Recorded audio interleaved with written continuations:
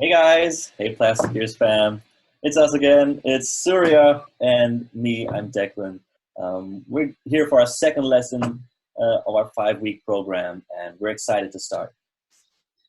We're super excited for you guys to tune in again. Thank you for joining us. Happy Saturday. For my lesson, I know you guys tuned in. If you tuned in for episode 1, we talked about how art is for everybody, and we talked about having an art show at the end of the 5-week program. So I hope you guys are kind of thinking of ideas, things that you might want to be painting or drawing, so we can get started. So today's episode is going to be about colors. Colors. So colors are kind of the number one thing that people ask when they're thinking about art or when they're doing paintings. It's what color do I make it? What colors look good together? Things like that. So what we do to understand colors is we look at the color wheel. So Declan, do you know what a color wheel is? I've seen one before, yes. Would you be able to tell me what the 3 primary colors are? No, unfortunately no. Hint, they're in my headband. Then I guess it's red, yellow, and blue. Red, yellow, and blue, yes. So the color wheel, and I'll show you guys an image of it. So the color wheel is the way that we look at colors and understand them. So can you see that image? Yeah. Awesome. So red, yellow, and blue, those are the primary colors. So what primary colors mean is those are the colors occurring naturally in nature. You cannot recreate these colors. So for example, if you were in a store and the guy said, you can pick 3 paints to keep for free, the 3 paints you would want to pick are red, yellow, and blue, because you can make all the other colors from those colors, but you can't recreate those colors exactly. So basically what you see here is the 3 primary colors, and then if you mix the red with the yellow, you get all these different shades, right? Yep, so your primary colors, red, yellow, and blue, those are your base. Your secondary colors are green, orange, and purple. So you can always make green, orange, and purple from red, yellow, and blue. You take the yellow, you take the blue, you get green. Take the yellow, take the red, you get orange. Red and blue, you get purple. Perfect. And then you can start working with the different shades. So you want a little more blue, a bluish green, you add a little more blue. You want a yellowish green, you add a little more yellow, and so on and so forth. So you can change the value and the tone of the color by adding more primary color to it. Okay, cool. That makes sense. So the other part that the color wheel is helpful is finding what we call complementary colors. So if 2 colors are directly across from each other, they're complementary. So what that means is if you take red and you take green and you put them together, or let's say you have a green background and the picture on top is in shades of red, it's going to naturally stand out to the human eye because those colors, the way our brain processes it and the way they look together, they automatically look great together. So you'll see this a lot in maybe your favorite companies or things like that. They use blue and orange a lot. Yes, exactly. Purple and yellow. So what's a great example of purple and yellow? Lakers, right? Gold and purple, it looks great together because they're complementary colors. Yeah. So this is going to be your best friend when it comes to painting, when it comes to understanding what colors look good together. If you want to create a theme in your painting, or if you want to just, let's say you draw a sunset or an elephant or a plant, and you want to think, okay, if I want to make it 3 colors, what's going to look good together? Right off the bat, the easiest way is to kind of stick with the tones that are on the same side. So we know shades of red and orange and yellow look good together. And then maybe if you do that, you add a highlight of blue or green. Or the reverse, those are considered warm colors. They spark warm feelings. So you think sunsets, you think, mountain ranges, things like that. The warm colors. The cool colors are going to be the blue and purpley spectrum. So you think ocean theme, you know, maybe sky, you know, once the sun hits the peak, you go into those cooler colors. Which is pretty cool because if you use the warm colors, you can see on the wheel here that on the left side, for example, the blue is complementary, right? Mhm. So it works perfectly there. Yeah, so if you think about, let's say a sunset, for example, when the sun goes down and it hits that peak, but you still see that hint of blue and it just pops, that's why it pops, because they're complementary colors. Okay. So once you kind of have that understanding and you start using it more, you're going to see it everywhere. You'll see it in ads that you looked at, maybe like companies that you really like. A lot of times graphic designers use, I mean, not a lot of time, literally all the time, they use the color wheel because colors spark different emotions in us. So as a transition, different colors spark different emotions. So for example, let's use this painting I did. Oh, that's beautiful. Thank you. So this is my painting titled Untitled Queen. It's of an African woman in a head wrap. And the reason why I chose, so, okay, quiz time. What 3 colors did I choose and what are they called? You chose as primary colors? Or what are you talking? No, they're not primary colors, but. Okay, and you used orange, purple, and green. Yeah, and they're not primary, but they're.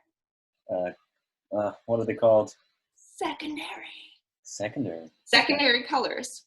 So maybe at a first glance you wouldn't think, okay, why does purple, orange, and green look so good together? It doesn't look weird. It's because they're secondary colors. So that color scheme was very easy to implement and it looks great.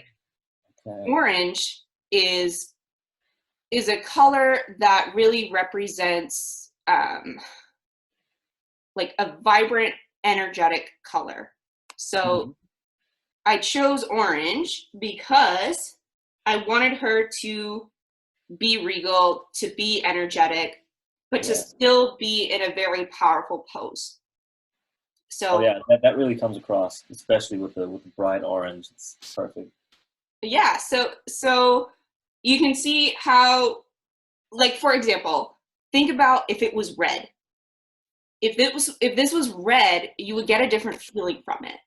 You would probably, especially with the red and the darker black contrasting, you would probably feel more, it would be more powerful or even more like angry feeling. Exactly, a bit more aggression in there. Yeah, a bit more aggression. But we chose orange and we chose the secondary colors, so they all look great together, but there's enough contrast for it to stand out and to be that vibrant, energetic, powerful head wrap that it is. Definitely. And then you're able to go more simple in the face. So there's not a great amount of detail in the face, but it doesn't need to have that because you have all of this, you have all this detail, and you have powerful colors.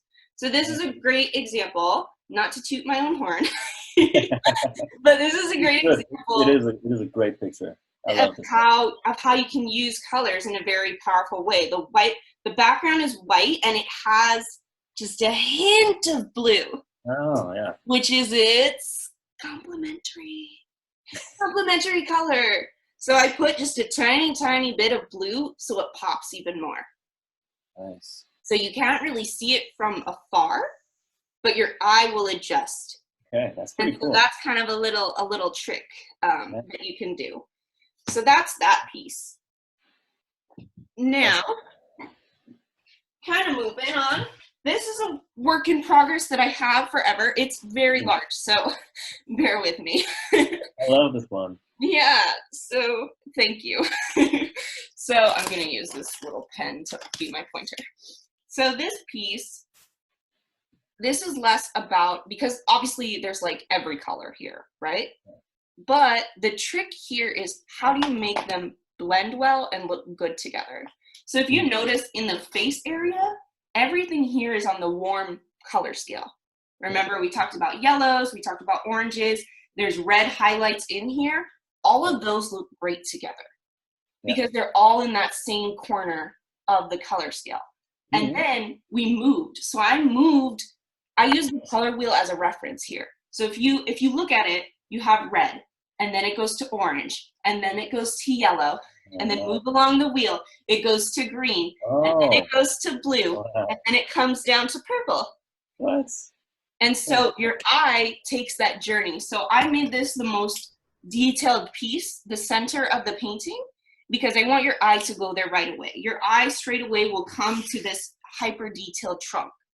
But then as your eye adjusts and you enjoy the painting more, it should go in this motion to consume the rest of the body in the same way that you would go around the color wheel. Wow. And so you're able to then, as you transition to the lower part of the trunk, I started going from warm tones. Remember, we can move into the red area to the cool tones. So now it's red and it's purple and it's pink, and then getting towards the bottom, it's blue. Wow, that is awesome. You're really able to blend it out and do really cool things with color. It's not that I chose all of this willy-nilly. It's that I understand the color wheel. And so by understanding the color wheel, you know what's going to look good together, what's going to blend well together, and what's going to catch your eye. And so that is my lesson for you guys. I hope that you look into the color wheel. I'm actually going to attach a PDF to the link in the bio. So go ahead and click the link in the bio. You'll be able to download your own color wheel, and I encourage all of you to fill it out. So you have that on hand, print it out, color it in, and then keep that with you when you're making your artwork. So if you're ever lost and you think, what color do I put here? What color would look good here? If I want to make this stand out, what do I do? And then you can reference that color wheel. Nice. And That's so cool. that is my lesson on colors. Do you have any questions? That's awesome. I mean, I think it's pretty self-explanatory. Not you explained it very well with the wheel, especially with the elephant. That really blew my mind to see that the eye can take this journey seamlessly, really, with just the artist focusing on the color wheel. So that is, I mean, the color wheel is key. The color wheel. So I paint.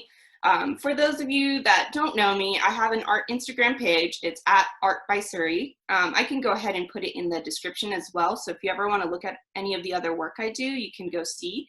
But I work a lot in color. You'll see more paintings as we go through these 5-week courses. I've got a lot to choose from and teach you guys from.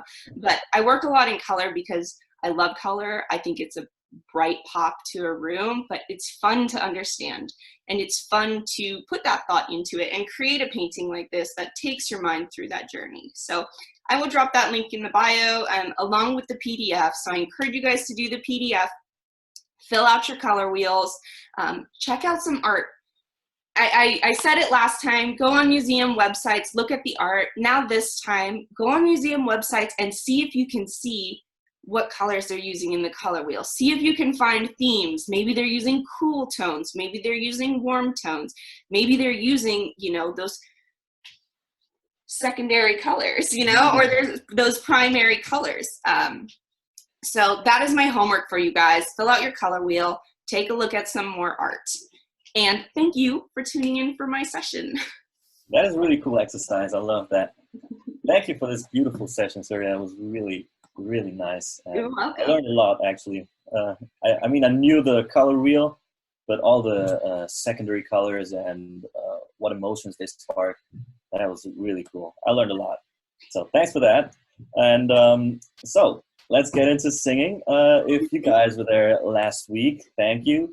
And I hope you had a great week and had some fun with trying out the falsetto that we tried last week. If you guys remember, it's this high-pitched voice that we tried out last week, right? So it's this, it's this very intimate, high-pitched, soft voice. And if you remember, last week I told you guys we're gonna try out singing with a lot of energy without actually straining our body and especially our voice, because we want to get this full, lush voice with a lot of impact that you can hear on artists like James Arthur. I guess you know him. Louis Capaldi. Do you know Louis Capaldi? It's this guy who sings, I was getting kinda used to being someone Yeah. you love, And then right? Exactly, yes. I'll stop here. This is your session. Go ahead. No. Well, he does it exceptionally. And then, of course, I can only always mention Ariana Grande because she's awesome. She does that a lot as well. Her vocal. Adele, and then Surya, you will like this a lot. The one who does it best, Beyoncé, of course. Love her. I mean, it's unbelievable. You know, when you see her singing, you can really see what I'm about to tell you right now. And I'll circle back to her in a little bit. So remember last week I told you that singing is about being in tune with your body, right? So what did we look at last week? It was resonance. So feeling the resonance in your body, especially with the normal voice, you can feel the resonance in the chest area. The higher we go with the falsetto, you feel the resonance up in your head, right? So this week it's really about feeling tension in your body because, right, remember that I said we want to get this relaxed, full, lush sound. That only You only get that if you are very relaxed, especially in your shoulders. You know, what song do you love right now, Surya? What song do I love right now? What song don't I love right now? I mean, Literally anything by Beyonce. okay, so let's take Beyonce, right? You love a song of hers, you heard it on the radio or on a playlist or something, and you're just excited about it. Maybe it's a new album or something, or she released a new song, and you sing it really loud and you almost shout it because you're so excited that this song is so good. You gotta turn the volume up and then shout it louder so she drowns out how poor of a singer I am. That's what I do, realistically. Most important thing is having fun with it. That the tone doesn't matter in that part. So, but if you do it with that much of excitement and you shout it out, then what it does is it takes a toll on your vocal cords, right? And the first indicator of that is clenching your shoulders. You know, you feel like, yes, I want to press the sound out there, and like, oh, I want to go there, right? You feel like, yes, this is the sound, this is the song. But what we really want to do is do the exact opposite, right? So we want to be as relaxed as possible.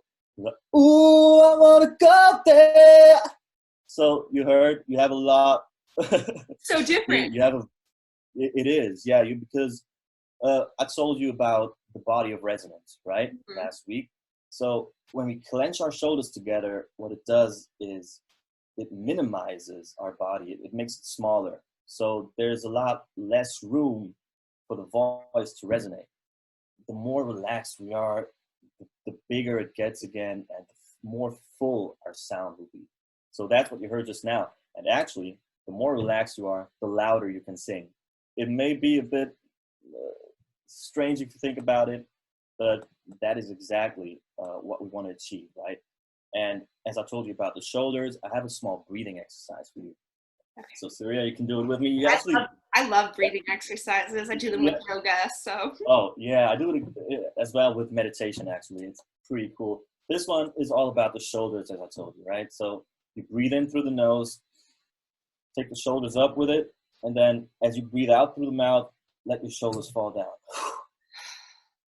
That's exactly. And don't slump, because we want to sit upright for this.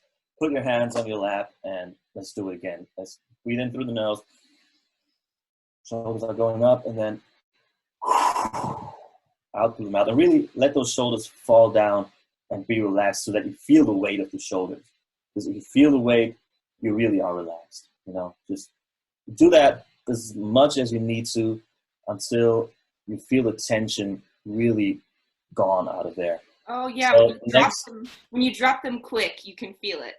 Exactly, and that is why we don't want to go down slowly, because then we're managing it, right? We're using our muscles, but we don't want to do that. So we're letting them fall down, be as relaxed as possible. Okay. Next thing is a small singing exercise. Not really hard, but it's the first step to get where we want to go.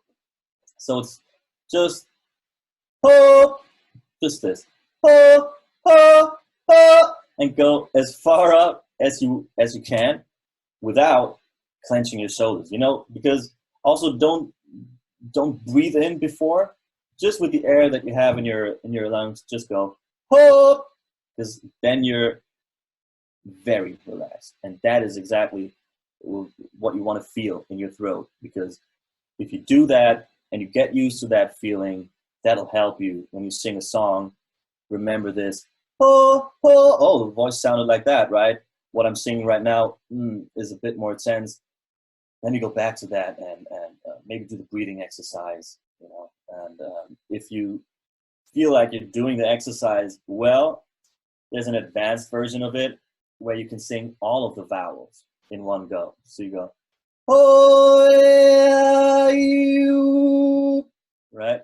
And you go up the scale, and that really teaches you to use the vowels in the song, because there are a lot of vowels, not just the O, right? Yeah. So that'll teach you to use the vowels and still be very relaxed. That is an advanced version of it. And if you heard just now, there was a small wobble in my voice. I don't know if you could hear it, but that really means that the vocal is extremely relaxed. And that is what we want to get, right? You can hear it, for example, on Beyoncé, you have this, right? Literally anything. She goes up and down. Exactly. You have to do the hand motions because it's so much soul in the voice. I feel like it's her vocal cords just going like, and I'm just like. Exactly. And the looser they are, the vocal cords, the more they can swing around, the more we can get this sound that we want to get, right?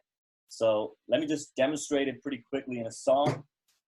It's a song that I wrote. It's called Falling. It's on my EP, Living Stories. And so it'll be like, I'm playing it for you now, Surya.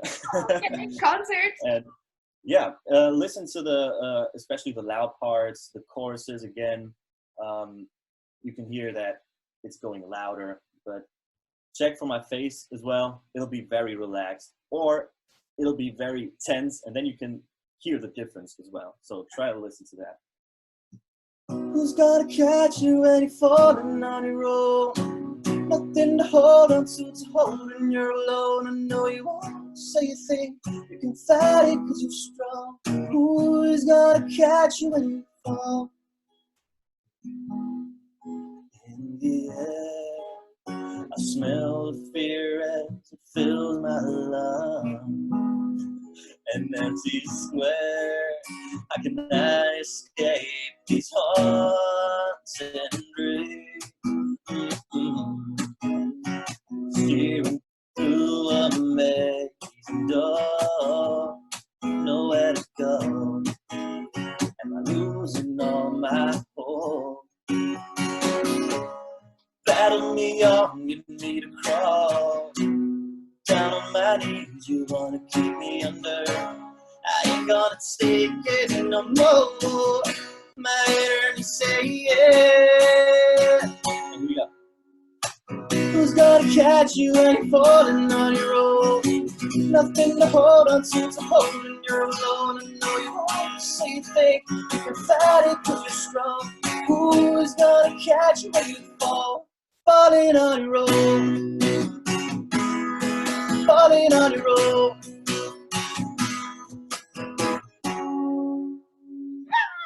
Right? First of all, new jam when I'm driving along the beach. Yeah, it's perfect. I would love that. Send me a video of that. So if you notice, my face was very relaxed. My body was very relaxed.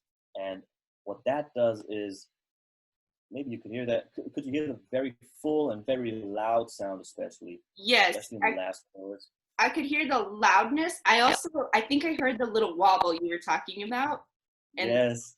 And I heard that, which is cool because Perfect. I wouldn't have known that if you didn't like point this out to me. Yes, definitely. And that is, like I said, that is really what you want to get. Like, be really relaxed, especially in your shoulders, because you can clench up and then you will not get the sound that you want to have, right? You want to sing like Beyoncé, that is the first step. So we will not go from doing this today and tomorrow sing like Beyoncé, of course. You know, we'll go through it. And talking about Beyoncé right now, I told you I was going to circle back to her, right? You can go to YouTube and pull up any video of a live performance of hers.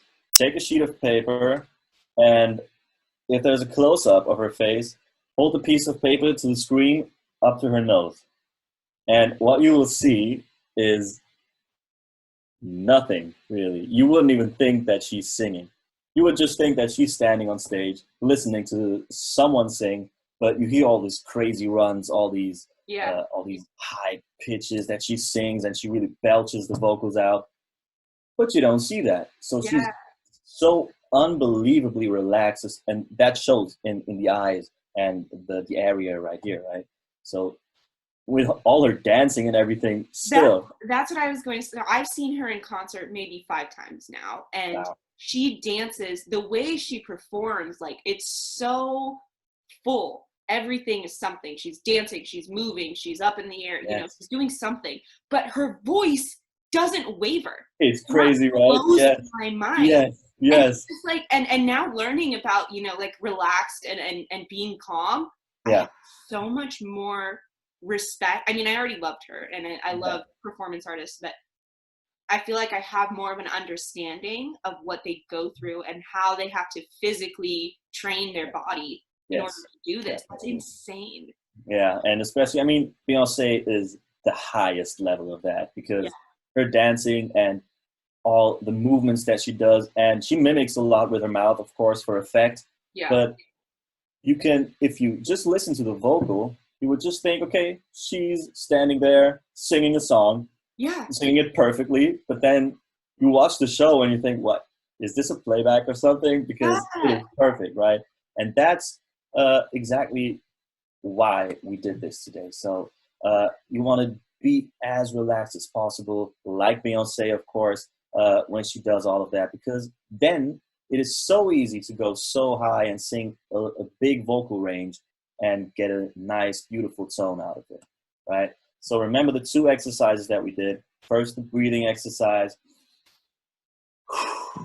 with the shoulders, and the second one is ho, ho, ho. And that is the first step that we're going to take to move into the direction of making our body, having our body be loose and relaxed while we sing. So go ahead and try that at home. I can really imagine you guys having a lot of fun with this one, because you can sing very loud, and that's always the most fun, right? Yeah. So I'd love for you guys to tune in also next week if you want to find out how to sing a large range with a soft voice, like Billie Eilish, for example. Hey, Billie Eilish. Yes. That's awesome. Thank you for that session. I'm really excited now. I'm going to go sing like this in my car, not with anybody listening. But yay! Okay, so you guys have your homework. You got your art homework. You got your singing homework. Make sure you guys tune in next week. Remember, we want to build to the art show, and we want to build on our music skills. So thank you all for tuning in. Have a lovely Saturday. We hope to see you guys next week. See you guys.